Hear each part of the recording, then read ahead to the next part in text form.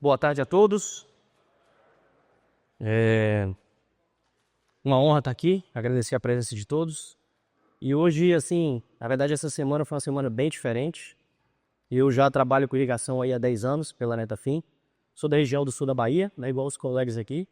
Boa parte aqui era da região tradicional de cacau. Eu sou do município de Eunápolis. Trabalhei muito tempo com café Conilon, com os projetos de cacau também, irrigados ali da região. Os pioneiros também em cacau a pleno sol, lá na Fazenda Lembrança, no município de Monte Pascoal. Projeto aí que cacau a pleno sol, um projeto de 20, 25 anos atrás. E é aquela história, né? Os caras que chegam primeiro, cometeram os erros, e tudo que vocês veem hoje de cacau a pleno sol, muito foi aprendido daquela primeira propriedade lá atrás, no extremo sul da Bahia. E 10 anos depois aqui agora, essa semana, fazendo uma série de visitas de cacau em São Paulo. Acho que eu nunca imaginei na minha vida que eu ia fazer visitas em fazendas de cacau em São Paulo, junto com o pessoal ali do André, da ProCacau, o pessoal do CAT. E agora estou aqui em Uberaba, fazendo uma apresentação de irrigação para cacau aqui para o estado de Minas Gerais. Então, assim, é um negócio diferente mesmo. Eu vejo que a gente está numa outra época de muita oportunidade com o cultivo de cacau. A Netafim, para quem não conhece, é uma empresa de irrigação, né, uma empresa israelense, onde o nosso foco e a nossa expertise são sistemas localizados. Quando a gente fala de sistemas localizados, dois aí se sobressaem, que é a irrigação com gotejamento e a microaspersão. E eu sei que existem várias dúvidas, várias perguntas de o que é melhor, quais são as vantagens e desvantagens de um. Vou tentar falar um pouco sobre isso aqui. E vamos lá. Bom, desafios de produção. As primeiras palestras falaram muito disso aqui, certo? Então a gente tem a demanda global crescente, todas as dificuldades que a gente vê a África passando. As médias do Brasil são médias baixas, então quando a gente pega as médias nacionais aí, gira em torno de 20, 25 arrobas por hectare. Então a média nacional do Brasil é uma média baixa. Quando a gente foi lá no Equador, a gente viu que as médias deles são o triplo da nossa. Então os caras com praticamente a mesma área plantada de cacau, com uma produção muito maior, em um país que é do tamanho do Rio Grande do Sul, né? Então para vocês verem o potencial que a gente tem aqui. E a instabilidade climática. Todo mundo acompanha as notícias e vê que as chuvas não são mais as mesmas, incremento de temperatura em algumas regiões, ou chove menos, ou a distribuição já não é mais a mesma. Então a gente tem de tudo. Então a gente, na produção de cacau a pleno sol, é uma produção que necessariamente necessita de irrigação, certo? Então não tem como você trabalhar com cacau em sequeiro em regiões não tradicionais. Na Cabruca isso já é difícil, imagine região não tradicional, né? Para ter um bom resultado, para ter boas produtividades. Então é aí que a irrigação entra como um fator de segurança e, além disso, um fator de incremento de produtividade. E por que a gente irriga, né? Então a gente viu muita gente falando de várias vantagens, e uma delas, uniformidade de estande. Eu preciso que as plantas cresçam igual, se desenvolvam igual, para que eu tenha resultados e uniformidade em produção, certo? E principal também, redução de mortalidade, né? O custo de investimento em mudas de cacau, a gente sabe que não é baixo, e eu não posso ter índices de mortalidades muito altos. Então eu necessito da irrigação para reduzir a mortalidade das mudas no campo. Florescimento e frutificação. Uma planta de cacau, pessoal, já adulta, é capaz de emitir mais de 50 mil flores no ano, certo? Então você imagina que ela produz 50 mil flores para uma planta botar aí 50, 80 frutos. A gente não quer isso. Quero que ela bote 100, 200 frutos aí numa planta no ano, certo? Calibre dos frutos, obviamente a água influencia muito nisso, para que você não trabalhe com frutos muito pequenos. Então eu preciso de rendimento, então eu preciso ter frutos grandes, frutos com bastante amêndoa, para que eu tenha um bom rendimento. Fertirrigação. Para mim, essa é uma das maiores vantagens que a irrigação localizada pode trazer para uma área de cacau. Capacidade de fazer fertirrigação. Não se trata apenas de reposição nutricional. A fertirrigação do sistema de irrigação, você também vai conseguir trabalhar com produtos orgânicos, você também vai conseguir trabalhar com produtos biológicos. Essa fazenda que o Aldo comentou, a Fazenda Alvorada lá em Eunápolis, os caras trabalham para o cultivo, produção on-farm de biológicos. Então são grupos de micro-organismos que eles utilizam, que aplicam tanto via sistema como pulverizados, tá certo? E também a capacidade de aplicar alguns defensivos químicos via sistema. Aumento expressivo de produtividade, isso é o que todo mundo busca. Então se eu irrigo, eu consigo trabalhar também com aumento expressivo de produtividade. Quando a gente compara áreas de sequeiro com áreas irrigadas, a distância da produtividade é muito grande. Segurança contra adversidades climáticas. Acredito que a irrigação hoje deve ser um dos únicos insumos que, além de incrementar a produtividade, ainda te dá a segurança de que você vai ter o produto lá no final. Porque por mais que você passe por épocas em que você tem instabilidade climática, caso a água não acabe, obviamente, você consegue aí repor a necessidade hídrica do cultivo, né? E um outro desafio muito grande após a gente ter lavouras já estabelecidas, lavouras com 5, 6 anos, eu consigo ter uma regularidade de produção ao longo dos anos. A irrigação entra também para ajudar com isso. Para que no 5º, 6º, 7º, 8º, 10º ou mais que 10 anos, eu mantenha uma regularidade de produtividade e não deixe isso decair com o tempo. Aqui um pouco, assim, esse gráfico aqui, eu obtive ele fazendo uma entrevista com alguns produtores da região, certo? Tanto do estado da Bahia quanto do Espírito Santo, principalmente. O que eu fiz aqui? Eu cheguei para esses produtores, para essa fazenda, e falei assim, o que são números reais hoje, pé no chão, de produções? Porque às vezes você chega em lavouras, vocês vão escutar de tudo. Vocês vão escutar desde 300, 400, 500 arrobas por hectare, em que existe um potencial possível para ser alcançado, mas a gente também tem que trabalhar com números mais pé no chão, para que a gente tenha uma viabilidade mais real, né? E aí a gente passaram esses valores aqui. Falando em áreas de sequeiro, 800 quilos por hectare, o que já é bem expressivo, porque a realidade é que ali é mais baixo, tá? E em áreas irrigadas, fazendo o básico, em produtividades médias aí, já falando de lavouras adultas, chegando em 2.000, 2.300 quilos por hectare. Então são valores pé no chão, dentro da realidade, tá certo? Para trabalhos com viabilidade. Sendo que, à medida que eu trabalho com maior potencial tecnológico, sistema de produção bem feito, conduções bem feitas de planta e um manejo bem realizado, as produtividades podem chegar na casa dos 240, 200 arrobas ou até mais, tá certo? Não é difícil você encontrar fazendas em que vocês vão ver lotes ou blocos das fazendas que produziram 250, 300 ou até mais de 300 arrobas por hectare, tá certo? Então esses valores aqui a gente pode tratar eles como normais para médias fazenda, tá bom? Obviamente, irrigação não faz milagre, tá? Então assim, devemos tomar cuidado com toda a cadeia, se iniciando com a genética, uma escolha bem feita dos materiais adaptados à região, né? O clima da região, agora que a gente já está vendo o cacau em diversos tipos de regiões que não são comuns, né? Como que eu vou lidar em determinado ambiente? Né? Será que o cacau cultivado no oeste da Bahia, as mesmas práticas eu vou usar aqui? Será que serão as mesmas práticas que eu utilizo no cacau no estado do Tocantins? Então tudo isso tem que ser entendido para ser adaptado, né? Fitossanidade, obviamente, isso aí é básico, né? E a tecnologia que está referenciado, tanto na parte de sistemas de produção mais modernos, sistemas de conduções mais modernos, tá certo? E por último, a água aí para fazer com que tudo isso dê certo. Afinal, de que adianta você ter tudo aquilo se falta água, vai tudo embora, né? A gente não consegue ter bons resultados. Aqui eu trouxe um gráfico, pessoal, para vocês entenderem. Quando a gente está falando de irrigação, um dos pontos mais importantes é balanço hídrico, né? Balanço hídrico nada mais é do que o que está evapotranspirando, né? O que está saindo do sistema de água e o que está chovendo, o que está entrando no sistema de água, para que aí eu tenha um menos o outro, o que sobra é o que eu necessito repor, e eu encontro pontos críticos dentro do mês e defino qual que vai ser o sistema a necessidade hídrica que o sistema de irrigação vai ter que atender. Então aqui eu trouxe 2 exemplos extremos do estado da Bahia. Aqui é o sul da Bahia, a região onde eu moro lá. Então vocês percebam que é uma região que vai ter uma média pluviométrica de 1.600 milímetros no ano. Qual que é o detalhe? As barras ali são as chuvas, tá? As barras em azul. Chove o ano todo. Então a gente não tem inverno seco, veranicos nossos vão ter lá mais ou menos no início do ano, tá certo? Mas chove muito e é bem distribuído. E olha as evapotranspirações. No gráfico aqui não dá para ver muito no telão, mas vai chegar em médias ali de 4,5 milímetros.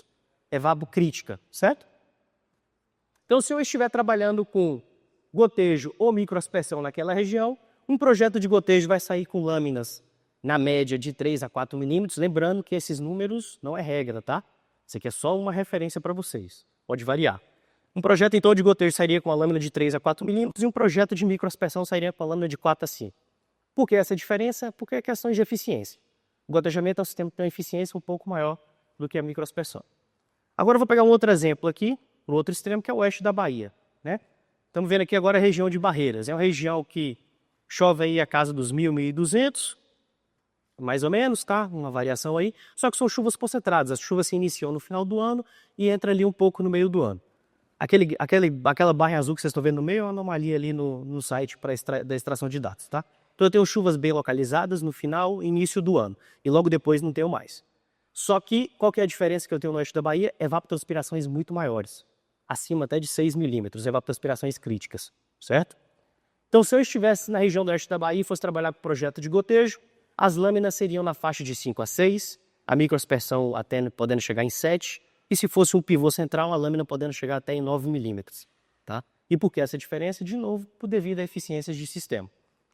Quando a gente abre aqui os sistemas, né, desde sistemas mais antigos de inundação até os sistemas mais atuais, que são sistemas localizados, lá em cima a gente vê qual que é a eficiência de uso da água de cada um deles. Tá certo? Sendo que quando a gente fala de sistemas localizados, são esses dois caras aqui, o gotejo e a microaspersão, são os que apresentam a maior eficiência de uso de água. E uma outra grande vantagem que eles têm é a capacidade da gente poder trabalhar com fertirrigação, tá certo? Esse é um detalhe que não pode ser ignorado e que a gente tem que extrair mais valor da capacidade de fazer fertirrigação. E aí vem aquela pergunta, né? Beleza, e qual que é o melhor dos dois se eu estiver comparando gotejamento e microaspersão? E aí a resposta é que a resposta que vocês já conhecem, que vocês odeiam, mas já estão acostumados a receber, que até o professor Vida comentou, depende. Tá certo? Todos, assim como tudo na vida, cada um deles vai ter os seus pontos positivos, tá? E nem vou falar pontos negativos, mas eu vou dizer pontos que poderiam ser melhores, tá? Mas ambos vão ter vantagens e desvantagens. Então vamos falar um pouco sobre microaspersão. Então o microaspersor é um equipamento que tem uma vazão um pouco mais alta que o gotejo, né? Na verdade, bem mais alta. Então, o gotejamento a gente vai estar falando de emissores que vão trabalhar na faixa de 1 a 2 litros por hora, enquanto microaspersores vão trabalhar na faixa de 20, podendo até passar de 100 litros por hora. Então, a vazão que a gente tem dos emissores é diferente, tá certo? E qual que é o cuidado que a gente tem que ter quando eu trabalho com microaspersores? Primeiro que eu preciso conhecer o solo. Tá? Se o solo é mais leve ou se o solo é pesado. Por quê? Porque isso influencia na velocidade de infiltração básica, que é a famosa VIB. Tá? Se eu trabalho num solo pesado, com teor de argila muito alto, e aí eu vou, no meu sistema de irrigação, vou trabalhar com vazões mais altas, a taxa de aplicação é tão elevada que na hora que você estiver fazendo a irrigação, o que vai acontecer? A água vai acumular na superfície e vai ter o que a gente chama de escoamento superficial. Então esse tipo de cenário é um cenário que não é ideal para o cultivo do cacau. Aldo acabou de comentar que o cultivo não tolera áreas encharcadas, então isso é extremamente prejudicial para o cultivo, então é algo que a gente tem que tomar cuidado. Então o primeiro estudo da microaspersão é conhecer o solo, conhecer a realidade, para a gente conseguir definir vazão ideal de emissores. E aí um outro ponto é raio curto ou raio longo. Existem diversos tipos de microaspersores no mercado, e a distância, né, o diâmetro molhado, que é o que a gente chama de bailarina, né? Ela fica aqui no meio e vai cobrir uma certa área. Então a gente precisa conhecer qual que é o diâmetro molhado dessa bailarina, para que a gente consiga determinar o espaçamento correto entre eles. Precisa acontecer sobreposição entre o que um está jogando com o que o vizinho está jogando de água, tá certo? Tem que se sobrepor para você ter uniformidade. Caso a gente não tenha sobreposição, forma o que a gente chama de zonas cegas. E onde não está molhado, não cresce raiz. Imagina isso num ambiente não tradicional. É pior ainda. Tá? Então tem que tomar esse cuidado. E a instalação de acordo com o sistema de produção. Basicamente, existem 3 tipos de instalação para microaspersão. Você pode trabalhar com 1 micro por planta, você pode trabalhar com 1 micro para 2 plantas de cacau, e você pode trabalhar com micro no meio da linha, irrigando 2 plantas de cacau. Obviamente, se você vai mecanizar, a última opção não é ideal, porque você vai ter os micros no meio da rua, né, entre as fileiras de cacau, e aí não vai ser possível mecanizar. Existem essas 3 opções. Essas 3 opções vão ter suas vantagens e desvantagens do ponto de vista agronômico, e vão ter também suas vantagens e desvantagens do ponto de vista econômico, tá certo? Aqui algumas áreas de microaspersão, essas áreas aqui são no Espírito Santo. Esse projeto aqui é um projeto que passou por algumas adaptações, tá? Mas basicamente ficou aí 1 micro para 2 plantas nesse projeto. Bom, gotejamento. Gotejamento, acredito que todos já devem conhecer, é muito comum nas áreas de café, nada mais são do que aquelas mangueiras esticadas e vão ter pequenos emissores ali que vão estar aplicando água de maneira bem lenta, tá certo? com vazões, igual eu falei antes, de 1 a 2 litros por hora, tá certo? Qual que é algumas características que a gente tem que levar em consideração para o cacau? Quando o cacau é um cultivo perene, tá? Então eu necessito trabalhar com gotejadores de paredes de médias a grossas, tá? Porque para dar mais resistência para aquela tubulação e aumentar a vida útil do equipamento. Geralmente gotejadores de parede fina, que a gente chama de fitas, são utilizados em cultivos de hortaliças, cultivos rápidos, em que o cara usa, teve lá a safra dele, colheu e aquela mangueira vai ser descartada. Então se utiliza aquilo em cultivos de cacau, tá bom? A vazão dos emissores ali, a distância dos emissores, né? Nas mangueiras de gotejo eu vou ter um emissor a cada 30, a cada 40, a cada 50 ou 60. Bom, eu sei que o café usa muito 60, tá? E isso depende de quê? Da textura do solo. Se são solos mais arenosos, eu necessito trabalhar com os emissores mais próximos um do outro. Se são solos mais argilosos, a gente pode espaçar eles um pouco mais. O mais importante, a regra de ouro é a água de um emissor tem que se encontrar com a do outro. Você já deve ter escutado o termo, né? De os bulbos molhados devem se encontrar. Então essa é uma regra para irrigação por gotejamento, tá bom? Geralmente essa faixa vai ficar ali, geralmente essa distância para cacau vai ficar de 40 a 50 centímetros. 40 centímetros para solos mais arenosos. O que são solos arenosos? Aí 15% de argila, tá? 10, 15% de argila ou menos. E 5 e 50 centímetros para solos mais argilosos, tá bom? E uma outra questão importante para o gotejo, linha simples ou linha dupla, tá? Existe uma fazenda no norte do Espírito Santo, Fazenda Três Lagoas. Essa fazenda eu acredito que deve ser uma das maiores fazendas do mundo de cacau irrigado e com gotejamento. Essa fazenda tem 500 hectares, tá?